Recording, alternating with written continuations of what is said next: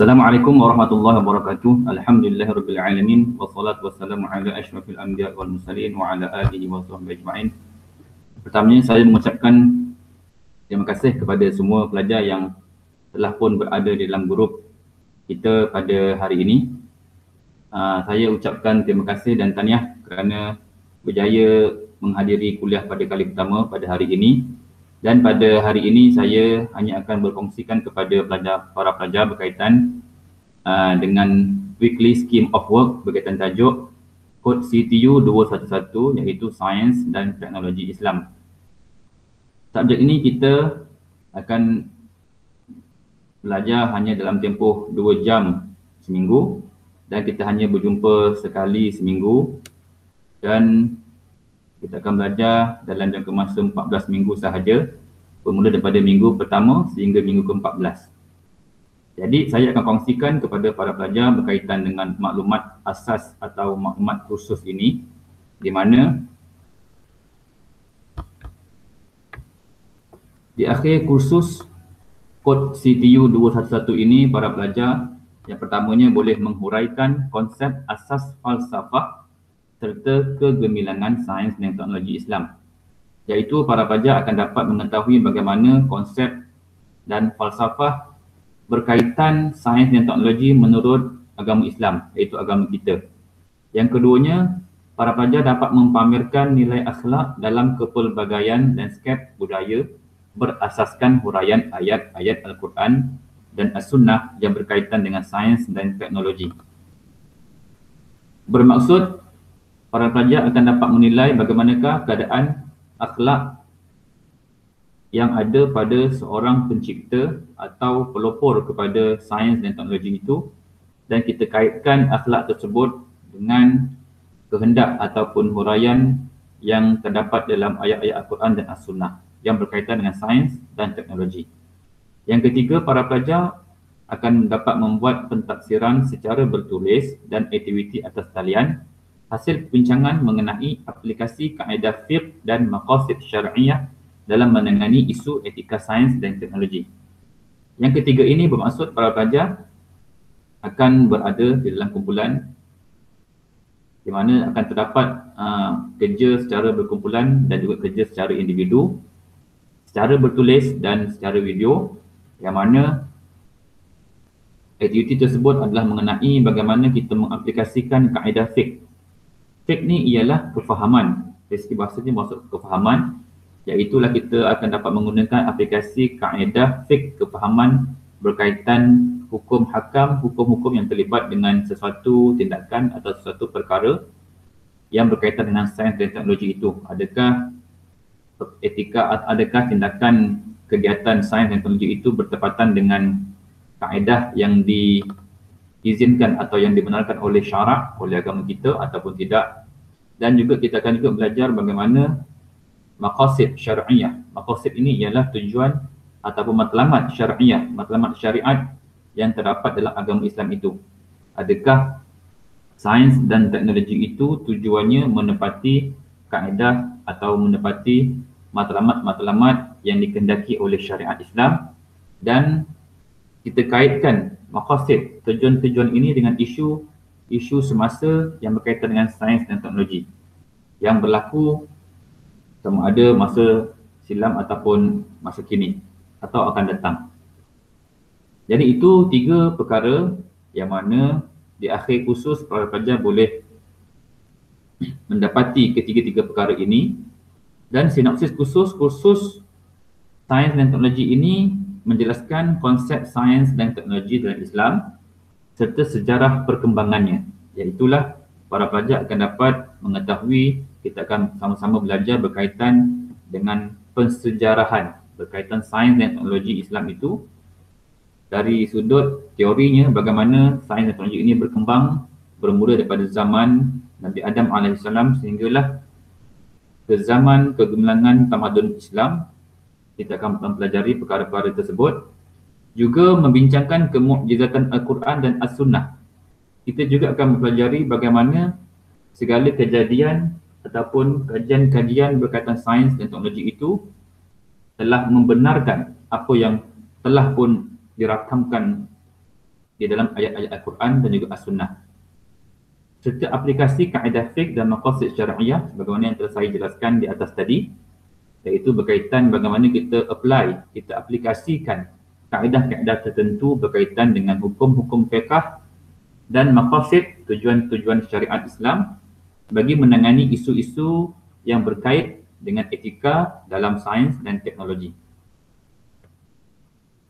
Okey, saya juga akan menerangkan kepada para pelajar bahawa untuk kita akan berjumpa selama 14 minggu, iaitulah minggu pertama, iaitu hari ini kita hanya bertaaruf dan pelantikan ketua kelas serta briefing sedikit berkaitan Microsoft Teams. Saya telah pun menjelaskan berkaitan maklumat khusus, perbincangan tajuk assignment. Okey.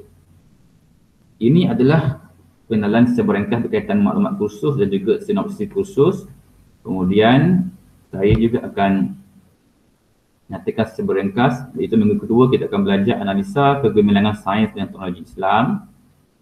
Minggu ketiga kita akan belajar berkaitan analisa kegemilangan sains dan teknologi Islam. Minggu keempat, konsep sains dan teknologi Islam. Minggu kelima, ciri dan matlamat sains dan teknologi Islam. Minggu keenam, Al-Quran dan Sains 1, Al-Quran dan Sains 2, Al-Quran dan Sains 3. Minggu ketujuh, Al-Quran dan Sains 1. Okay. Minggu ke-8, silap, minggu ke-7 As-Sunnah dan Sains 1. Minggu ke-8 As-Sunnah dan Sains 2. Minggu ke-9 kita akan mempelajari pula berkaitan maqasid syariah atau maqasid syariah dalam sains dan teknologi. Minggu ke-10 kaedah-kaedah asas fiqh ataupun asas fiqh. Minggu ke-11 kita akan mempelajari aplikasi kaedah fiqh dalam menangani isu kontemporari sains dan teknologi. Minggu ke-12 kita akan mempelajari tajuk ijtihad dan fatwa isu kontemporari sains dan teknologi. Minggu ke-13 etika Islam dalam sains dan teknologi. Dan minggu ke-14 para pelajar akan menjalani ujian ataupun pentaksyaran akhir dalam bentuk open book test. Dan juga merupakan minggu ke-14 ini adalah minggu penghantaran semua tugasan-tugasan yang telah diberikan sebelum ini. Okay, ini seberangkas berkaitan dengan minggu-minggu perjumpaan kita sepanjang 14 minggu. Okey, untuk minggu pertama ini saya telah pun menjelaskan berkaitan maklumat khusus. Kemudian saya akan memperincikan pula. Okey, sebelum itu nyatakan di sini juga. Okey, bagaimana pembahagian pemarkahan? Okey, saya akan tunjukkan di sini. Okey, perincian penilaian berterusan. Okey, untuk sesi ODL ini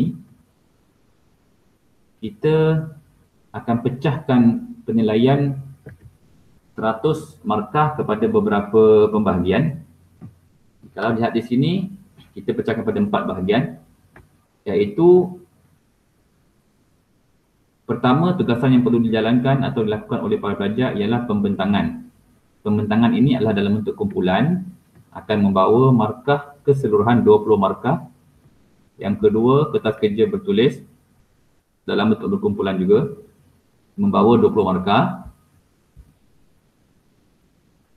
Tugasan yang ketiga adalah dalam bentuk individu perseorangan, itu secara bersendirian, yang membawa markah 30 markah. Dan yang keempat adalah pentaksyaran akhir yang akan dijalankan pada bulan Februari 2021 yang membawa 30 markah. Ini adalah keseluruhan pembahagian 100 markah yang dibagikan kepada 4 pecahan. Saya akan terangkan secara ringkas. Okey, untuk tugasan yang pertama, para pelajar perlu memilih ahli-ahli kumpulan. Bermaksud, satu kumpulan perlu ada 3 orang pelajar.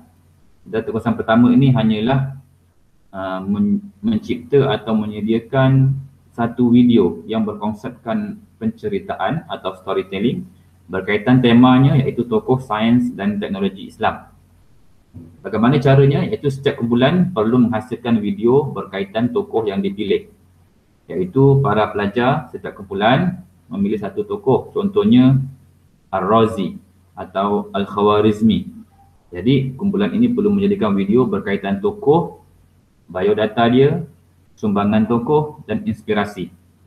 Panjang video dalam anggaran 4 hingga 5 minit dan format video atau yang perlu ada dalam video adalah pertamanya mengandungi tajuk, iaitulah tajuk video tersebut, tajuk tokoh, nama dan nombor pelajar ahli kumpulan, kelas dan semester.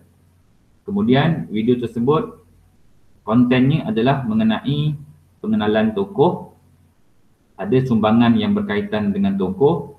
Sumbangan ini pelajar boleh mendapatkan sumbangan tokoh tersebut atau tokoh yang berkaitan sama ada melalui kajian-kajian dalam bentuk jurnal ataupun sebagainya dan juga buku. Dan yang ketiga, membuat kesimpulan dan inspirasi dari tokoh yang setiap kumpulan telah pilih tadi dan nyatakan rujukan. Video yang dihasilkan adalah hasil ciptaan sendiri ataupun kerjasama ahli kumpulan, bukan daripada YouTube yang didownload dan dinamakan semula menggunakan nama ahli kumpulan. Ini bukan yang dikendaki ataupun bukan juga daripada slide yang divideokan.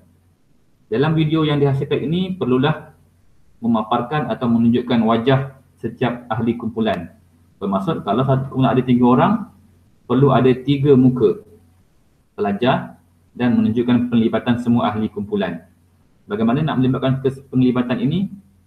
Setiap kumpulan ada 3 ahli dan di dalam konten video tersebut bolehlah pecahkan kepada 3 konten utama, iaitu yang pertama pengenalan tokoh. Seorang pelajar boleh mengambil tugasan ataupun menjelaskan berkaitan tokoh. Pelajar yang kedua memilih untuk menjelaskan apakah sumbangan tokoh yang telah pun diberikan kepada sains dan teknologi. Yang ketiga, pelajar yang ketiga boleh memilih atau menghuraikan berkaitan kesimpulan dan inspirasi dari tokoh yang telah dipilih.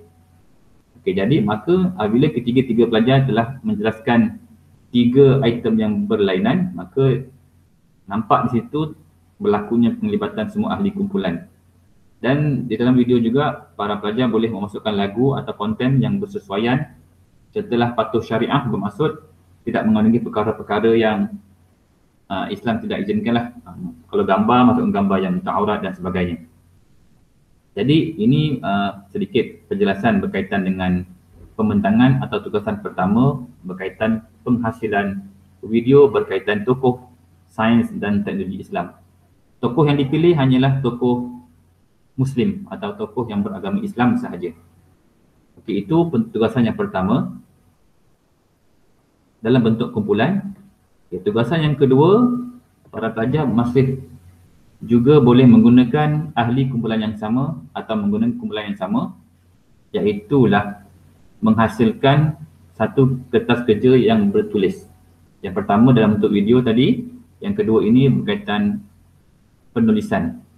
Tema kertas kerja ini adalah berkaitan analisa akhlak dalam sains dan teknologi berdasarkan filem sebagai contoh. Bagaimana caranya, iaitu aktiviti review filem. Maksud para pelajar memilih satu filem berkaitan dengan sains dan teknologi. Apa jua filem yang berkaitan, bebas memilih.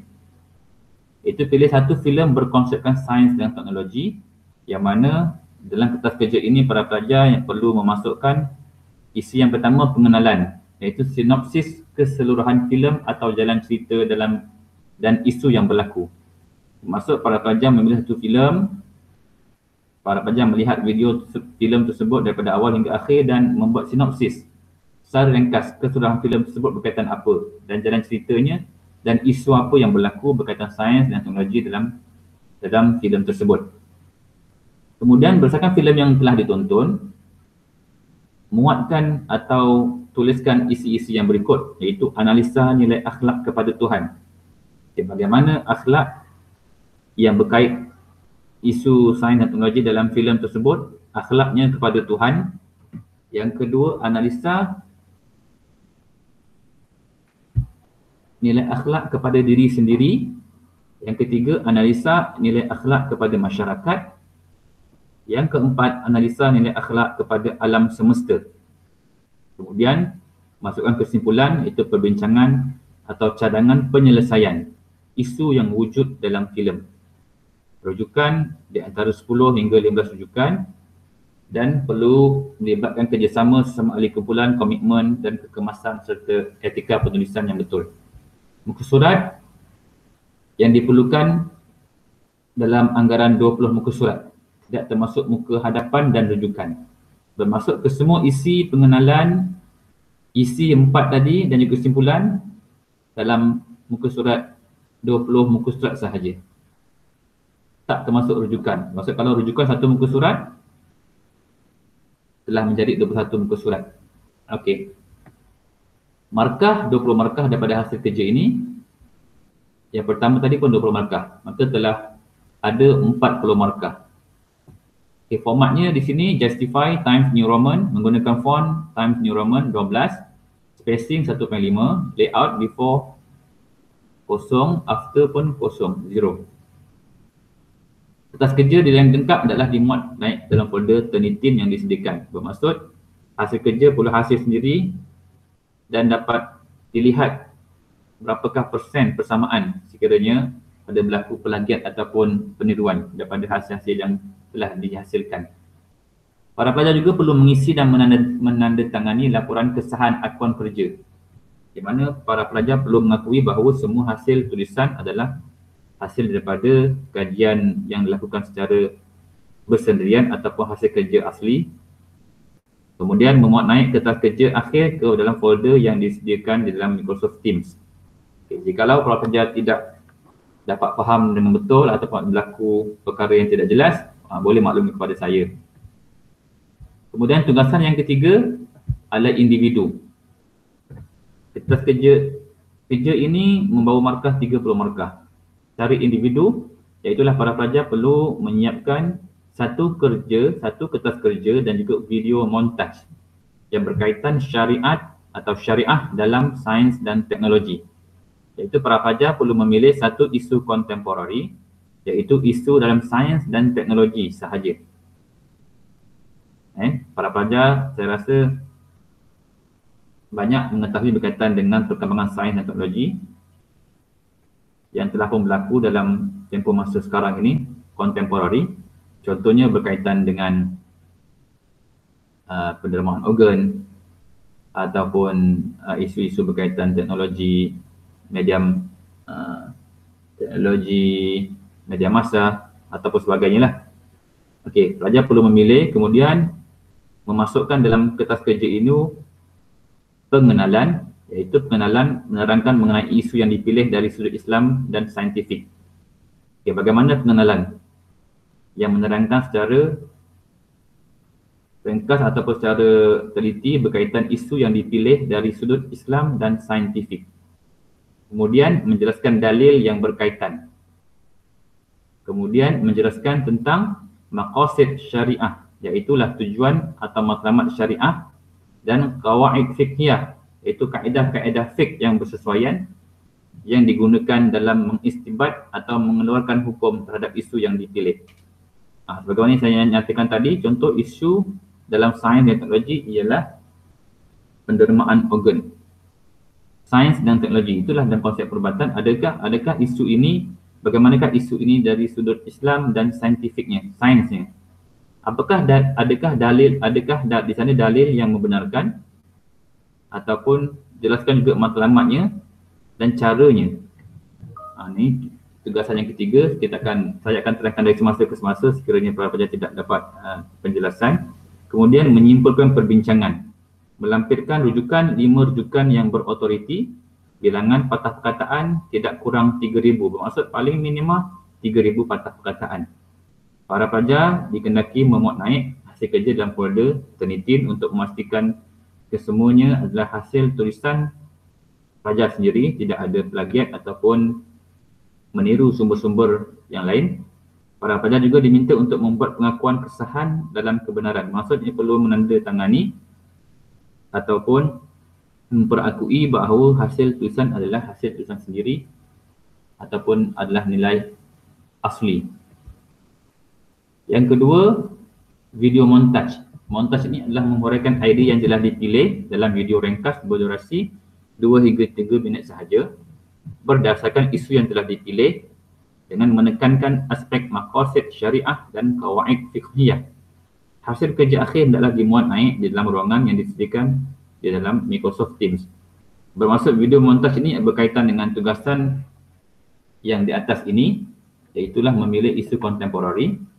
Bermaksud para pelajar perlu menghuraikan ideanya secara lisan, menerangkan idea, betul menerangkan sudut maqasid syariahnya dan juga qawaid fiqhiyahnya di dalam video yang berdurasi dalam anggaran 2 hingga 3 minit sahaja. Okey, yang keempat adalah pentelaksanaan akhir. Ini berlaku pada bulan Februari 2021. Jadi di sini para pelajar hanya perlu menyiapkan 3 tugasan, iaitu 1 dalam bentuk individu dan 2 dalam bentuk berkumpulan. Kesemua 3 tugasan ini tarikh akhirnya adalah pada minggu ke-14. Minggu ke-14. Tetapi untuk yang pertama ini, para pelajar perlu menyiapkan dahulu video berkaitan dengan tokoh sains dan teknologi. Jadi diharapkan para pelajar dapat faham sedikit penjelasan saya. Jikalau tidak dapat memahami dengan lebih lanjut, bolehlah tanya kepada saya melalui WhatsApp dan sebagainya. Okey, sekian sahaja untuk perkongsian saya berkaitan dengan subjek kita pada minggu pertama, iaitu berkaitan sinopsis kursus, apa yang pelajar akan perolehi di akhir kursus dan juga perincian berkaitan penilaian secara berterusan sepanjang pertemuan kita secara ODL dalam semester ini. Sekian, Assalamualaikum warahmatullahi wabarakatuh.